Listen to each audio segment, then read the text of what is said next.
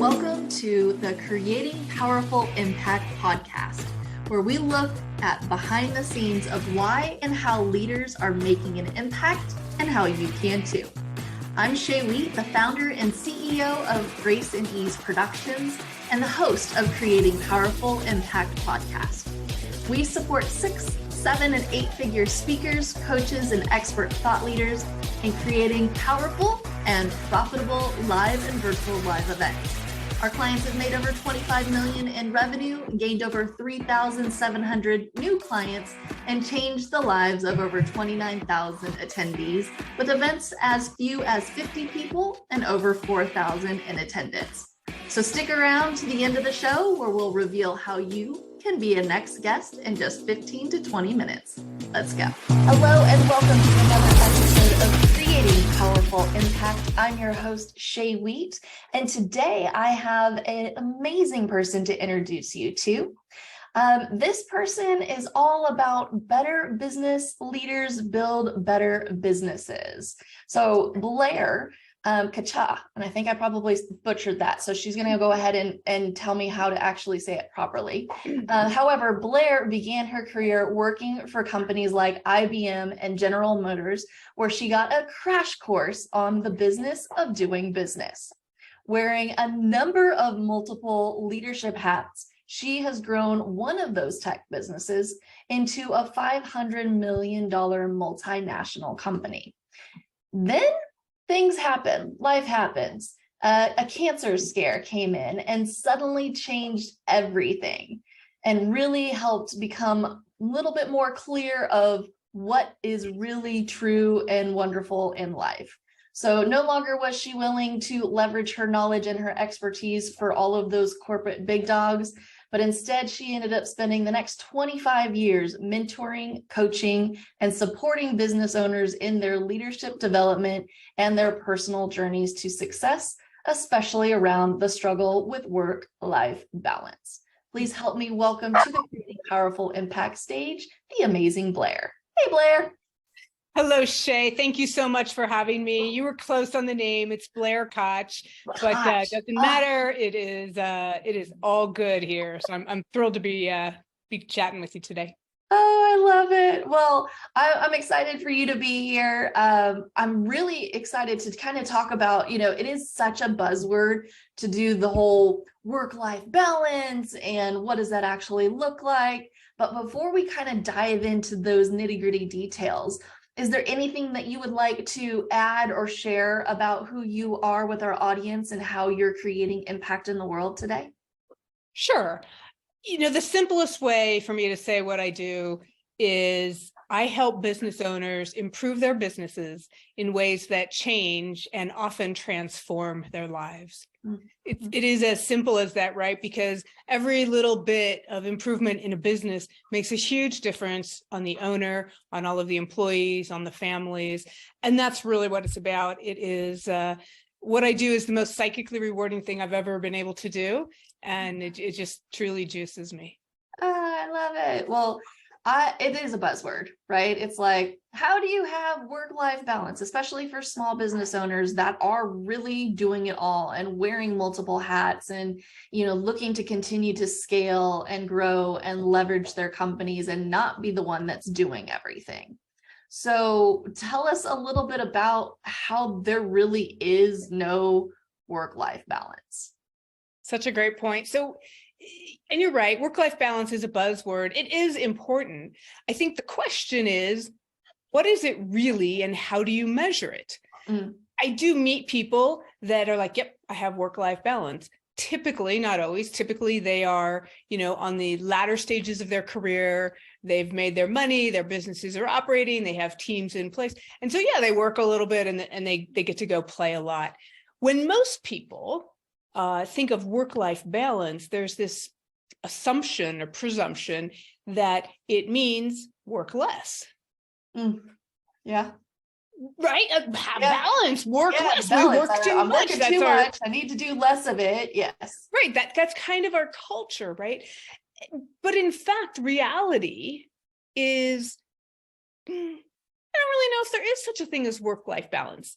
Yeah. When I talk about BIzLifeHappiness, that's about having happiness, joy in your business life and in your life. And as business owners, they're very interconnected. You cannot say, here's my business and here's my life, because no matter what, they are going to get in the way of each other.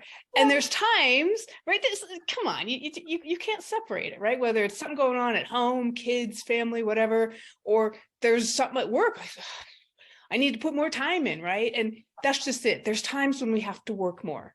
There's phases of the life cycle of a business when it's a little more stressful. You're putting more in. There's other times when you coast might not be the right word, right? But you get to enjoy it and take that time off.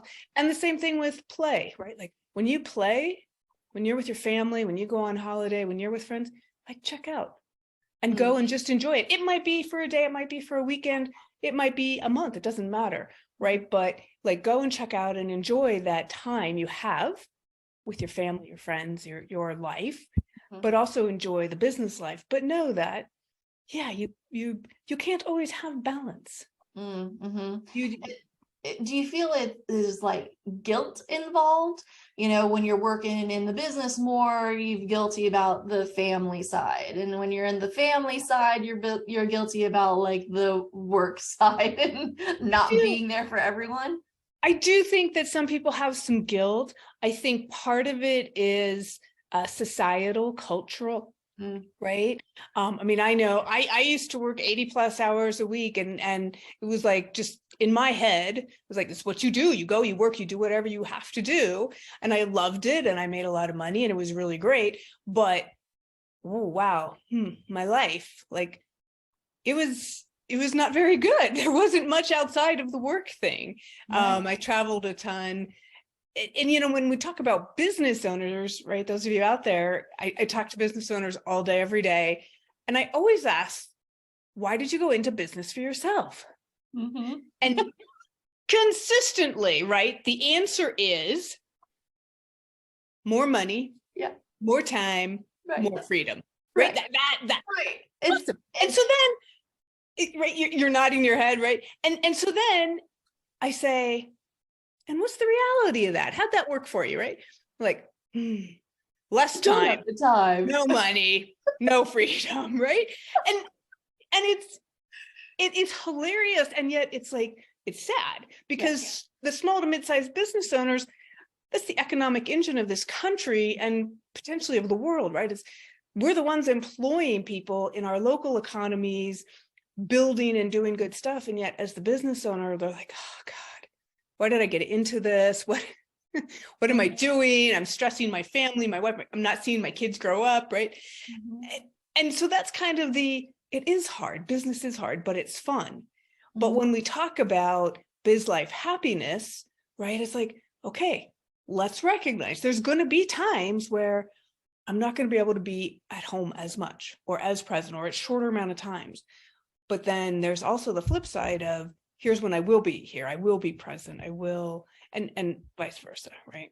Yeah. So someone listening to this right now, as a business owner, they're going, okay, yeah, I get it. There's really no work-life balance. I want biz life happiness. Blair, how in the world do I even start? What does that look like? What direction do I head in? Right. Such a great question. And there's so many directions we could go with that answer, right? But a few keys, like just 3, right, that are super important to focus on as the business owner, right? And I'm going to answer that in just a second, but like business owners, we tend to do everything. Yeah. And I'm going to say, what's essential? What do you really need to be doing? Do these things that you're doing help you increase your profitability? Do they help you increase your productivity? Are they helping you build the team that you need to build to lead and run the company so that you can feel more comfortable and less guilty, right? Stepping away so that you're like, hey, I'm going to spend the weekend with my family, camping or doing whatever I'm doing, right? I'm taking my kids off to look at colleges, but do it guilt-free. And like, I know my business is in good shape. And so that's kind of there's this old saying, it's not old saying, but like they always say, when you go into business for yourself, whether you're buying it, starting it, know what the end looks like. What's your exit? Yeah. It's really easy to say that. And it's really hard to do, especially like whether you're just starting or whether you're, many years into it. A lot of people don't think about the transition. Or even think that they can exit, right? Because, especially if it's somebody that they've built the brand around themselves, they're going, well, if I leave, then the business stops. When in reality is, like you're saying, what is the end result? Even if you set it up to, potentially exit the business, whether you do it or not, but you can still set it up so you could if you wanted to, right? What does that end result actually look like? I think that's probably one of the first steps of taking a look at what is that work-life balance? What do you need to put into place to get that moving? Yes. And it's what do you need to put into place and when? Right now, there's some people, right, that I know some owners, they're like, love what I do. I'm doing it till I'm in a box. I mean, that it is who they are.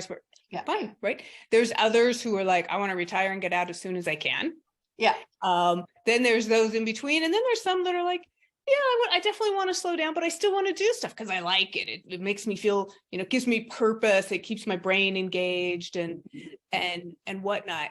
And so there's no wrong answer. It's just to kind of think about it. And then, what does that exit look like? And you might not know right away, which is fine, but is your intent to have family take over? Are you going to sell to employees? Are you selling to a third party? Or have a couple of options?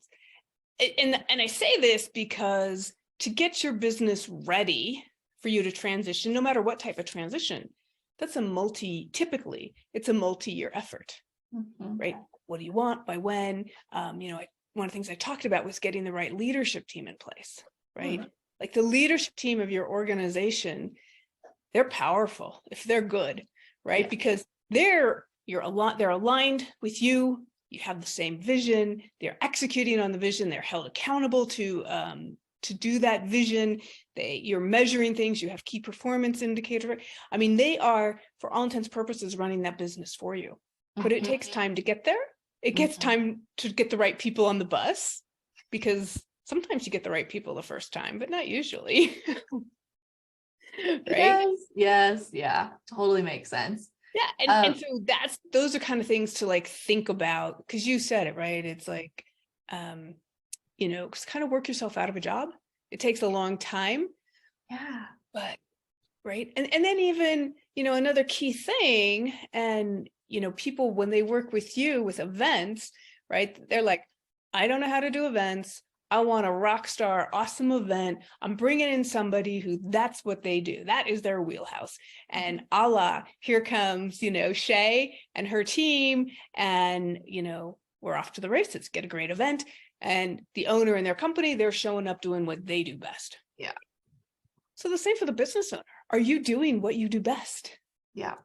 Yeah. Or are you spending your time touching every little thing in the organization, from governmental paperwork to whatever? And it's like, you don't like doing it. You're not good at it. It doesn't bring value to the business. It's just a necessity.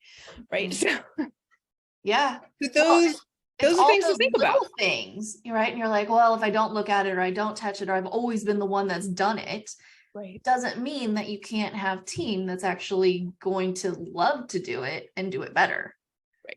And I think that's probably part of that, I can't have work-life balance because I have to touch everything. But it's like, do you really have to touch everything? That is so true. There's just a story to that end. It's a bit funny. So there's a business owner, and he's working on I'm ready to move on. I'm overwhelmed. I'm working too much. All the things we've been talking about. And so one of the things that we've been talking about is, hey, at year end, right, send out to all of your employees, a letter and a statement that shows not just their compensation for the year, but all of the benefits you paid, the taxes, the benefits, because it's a really big number. And most people just look at their salary. So anyway, so they've done this before, right? They're like, yep, great idea. We've done it. We stopped doing it. We don't know why. But they've done it before, so it's not foreign. They know what the content needs to be. And so the HR person who's putting this together and getting it out is using a new template. just a new format style, right? Content's the same. And so the owner's like, okay, well, I need to see it before it goes out. Why do you need to see it before it goes? Like the content is the key thing. This person is extraordinary. You know, the HR person sending this out is extraordinary in what they do. And it's just a new template. Yeah. The formatting is that they put it, right? And so I'm like, no offense, but what value are you bringing to looking at this? I need to approve it. I'm like, why do you need to approve it? Yeah. Because why?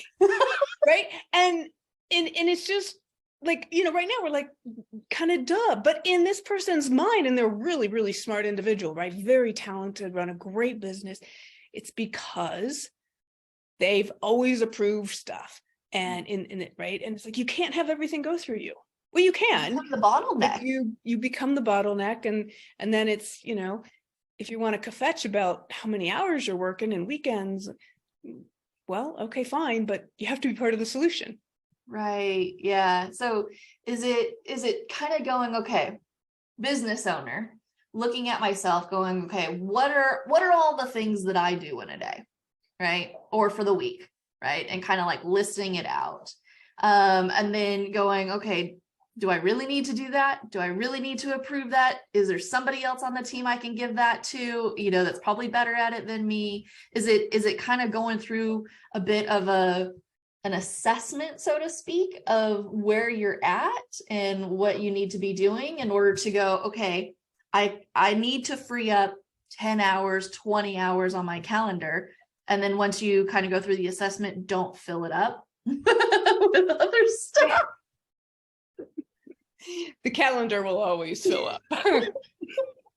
I'm not speaking of it from experience or anything, but just saying. It might fill up with stuff you like to do, right? Yeah. And that stuff you like could be outside of the business, right? Yeah. It could be, you know, I'm going to go watch the kids do their cheer or baseball or whatever. But you're on the right path, right? So definitely like, okay, what's all the stuff I'm doing? And then, you know, it's like, okay, what do I have to do? Like nobody else can do it. So that's the thing, right? And then from that list, over time, you're kind of like, okay, I don't really need to do all of these things, but I do need to train somebody, or I need to hire somebody that has these skills. So that takes time. But there's also this other list of stuff that can be pretty meaty, which is stuff that the business owner, does it. Do I have to? No. Do I like it? No. Is it bringing value? No. Can I show somebody else how, or some other set of people how? Sure. And then, so it's doing that, it's letting go, and it's being okay with, yeah, they might make a mistake. They might not do it just like me, but that's how they're going to learn. Yeah. Right. I mean, that is the fact. And oh, by the way, sometimes they might actually do it better than you. Right. It's different than you, but it might be better. It might be, who knows? You don't know. But if you don't start to just, and it's slowly, right? This is not like a mass, like dump everything, right? It's just very slowly, very intentionally picking and choosing things for different people based on their skill sets and their growth opportunities, and start to give them some of the things and mentor them along the way to help them have them understand why it's important. Why do we do, right? And that's how it begins. It's just slow. And now you're growing your people. Yeah. And you're freeing up your time to either do more strategic business type of things, spend time more with clients or prospective clients, which is what most love, or spend more time having fun. So that's really what it comes down to is you're supporting people in what, taking a look at what it is that they're doing and how they're going about doing it, and how do we move things around? It is that. It's holding them accountable to do what they need to do and move other stuff on. It is also an element of, for lack of a better word, critical thinking. So in other words, sure, myself or any other coach, we can answer your questions, but really it's about you learning the questions to ask and asking them yourself, asking them of your team, thinking differently, thinking outside of the box. Well, I've always done it this way. My industry always does it this way. Gee, how can I maybe do it different? Or what does another industry do that's different? Mm-hmm. Right. And those are kind of like, how do we think about this differently? And some of it's like, do you really need to do it? Well, yes, Blair, absolutely. We have to do it. Why do you need to do it? I don't know. We just do. Well, no, why? Think about it. Right. So it is that. It's also part of, in what I do, it is surrounding business owners with other business owners. You have peer pressure, you have peer accountability, you're learning and seeing how they do things differently, right? Yeah, I think that's probably the key piece, is really having a like an advisory board, a group that is of your peers, that's not necessarily like a board that changes your company, but like other business owners that you can kind of bounce ideas off of one another. Correct. See what they're doing, what's working, what's not working, how can you apply it to your industry. That's exactly correct. Honestly probably makes one of the biggest impacts, right? It makes a huge impact, right? Because it's your peers. Yeah. Right? Like these are other business owners, and they become, it's a really tight, they're tight-knit groups, very intimate. Confidentiality is paramount, of course. But they become friends. And they're like, I wonder what so-and-so has to say about this, because like they deal with it all the time. Right. How do they handle that? Yeah. Well, so there's the peer part. I was just talking to somebody who's like a peer of mine in our industry. Business owner, crushes it in what she does in our space. And it's kind of like, you can't have the same conversations with your team or whatever that you can have with somebody that understands literally what it is that you're going through. That's correct. In the business, in the industry, or, sideline to you. Those conversations are just different, because like your family's not going to understand. My family still doesn't quite understand what it is that I do. Mine has no idea. So there you go. Right. So, it's like they actually can get you. And so I love that you essentially put these groups together and kind of probably match make them in a way that really is like, okay, you're at this level, you're doing these things. These is where the synchronicity is going to happen. It is that. And it's also a key part of that. So the industry groups are great, super powerful, like to your point, right? Like, cause like they get it, they know my industry. So I purposely bring people together from different industries, no competitors, no key customers, no key suppliers, right? Because I want them to think about and hear about how others run their business the same and yet different. Yeah.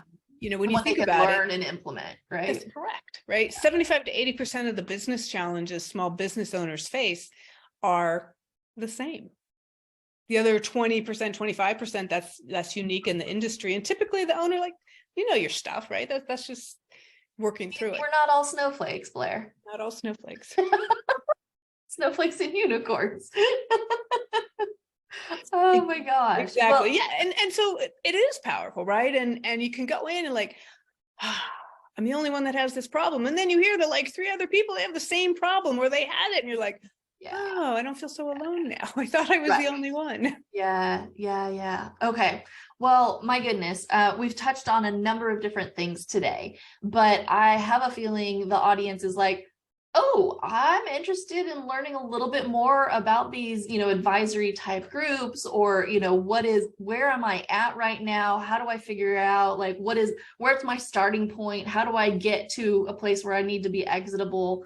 Do you happen to have a way that they can stay connected with you, and possibly a nice little gift you can offer our audience? I do. Thank you, Shay. So for listeners of the podcast here, I will provide you a complimentary business diagnostic. This is a tool, an online tool that it's basically like an MRI of your business. We'll look at different categories and it shows, like here's how you're doing and compared to how you think you're doing type of thing, right? And so it's just a good data point. And that will be in the show notes, I believe. Yep, absolutely. Right? So the link to that will be in the show notes. You can also just reach out to me, Blair Koch, Koch. Just Google it. You'll find my website. You'll find me on LinkedIn. You'll find me, and I'm happy to hook you up as appropriate. Yay. Yeah, I think absolutely having that MRI is huge. Just where are you at? That's that starting point. And then, kind of have an idea at least of what the gap is, whether you're wanting to have that biz life happiness and looking at where you're at now to then go, I want the biz life happiness. Blair, how do you get me there? And so I'm sure they could then go, okay, here's my results, Blair, take a look at this. And like, how do we shorten that gap?